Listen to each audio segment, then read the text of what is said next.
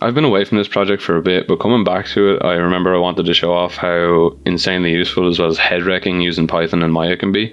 There's definitely a bit of a learning curve to it, but once you get over the hump, I think it's an extremely powerful asset to have at your disposal. You might have to sit through the boring techie stuff, or actually I'll just put in a timestamp and you can skip to the end to hear the explanation of exactly what's going on here. Because these videos primarily function to remind myself of where I left off at in projects, but they could also serve as good insight for someone who's curious about what coding with Python in Maya could look like.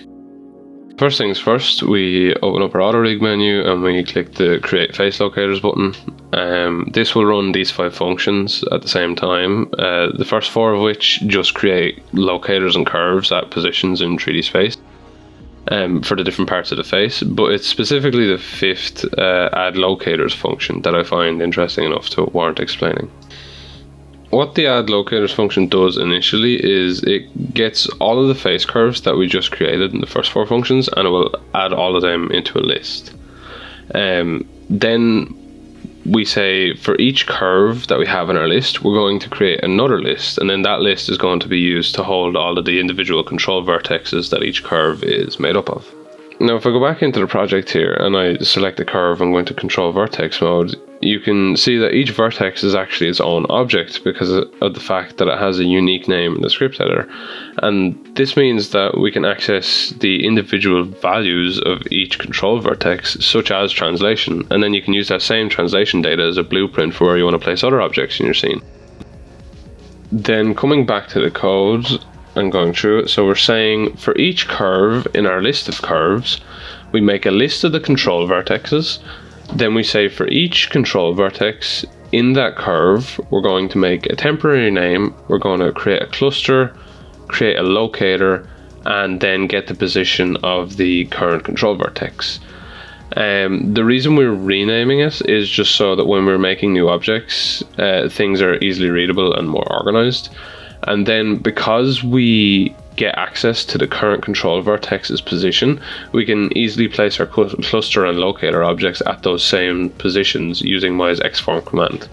The xform command in Maya is what allows us to return an object's translation, rotation, or scale values. And the purpose of adding in the clusters is so that we can control the individual points on each curve without needing to go into control vertex mode every time. So clusters are deformer objects and they can be used to control a group of vertices on like a mesh or a curve, and then by parenting those clusters to our locators, I can very easily use them to organize the layout of the facial rig. This little bit of code here is simply parenting the clusters to the locators, but it's a prime example of how Maya works on a system level, and without knowing this stuff, you're inevitably going to run into problems when trying to code in Maya. Objects in Maya are made up of multiple nodes, but they're usually simplified to look like single objects, which can be misleading. These nodes store pieces of information relative to their object, but the first component is always a transform node, and the second is typically the shape node, which details what the object is and does. We don't want the transform node, we just want the cluster handle, and if we were to look at the components of the cluster as an index, then the transform node will be 0 on the index and the cluster handle will be 1. So now if you read back through the code, it says that if the cluster transform node matches this name, then we parent the handle under it to the first locator we created, and then if the name doesn't match, then we're going to go ahead and just attach the most recently made cluster handle to the most recently created locator.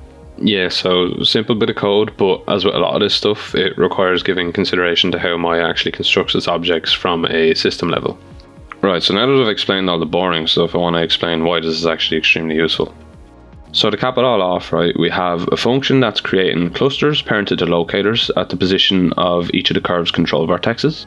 Now, similarly to how we loop through our curves and our control vertexes, we have another function, right, that's getting a list of all of the locators that we just made.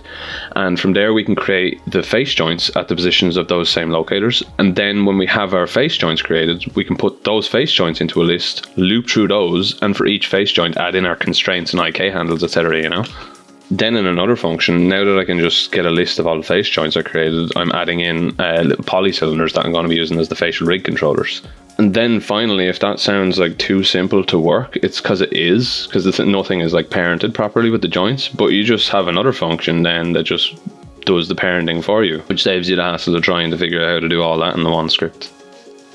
So I'm mainly making these videos just to kind of remind myself where I am in projects, and in case I forget how stuff works, you know, they're mainly for me, but it is a great example of how you can reuse the same like looping structures with Python and Maya to do a multitude of different tasks in your projects, like, and massively improves the speed of your workflow. If you're going to have to do something more than once, you may as well just make a script for it, especially with something like Maya, where making scripts for things is so handy because it records all your inputs. But it's actually just so much more, because it's not just repeating the same process. A lot of the time, the coding structure that you've devised to facilitate whatever process you're doing can be facilitated to do a multitude of different things. And I know a lot of people have a very love-hate relationship with Maya, but personally, I've always quite liked it.